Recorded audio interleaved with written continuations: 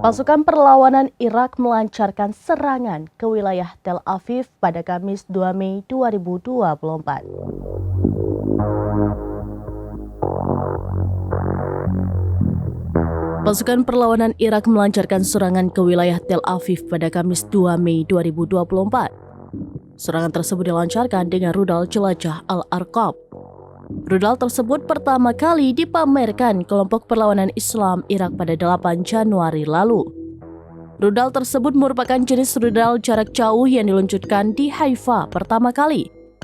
Seperti namanya, rudal tersebut bisa menyerang posisi musuh dari jarak jauh.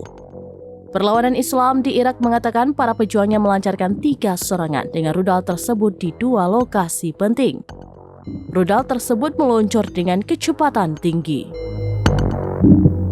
Demikian informasi terkini Syedar Alun. Saksikan terus beragam informasi lainnya. Coba like dan share seluruh akun serambinews.com.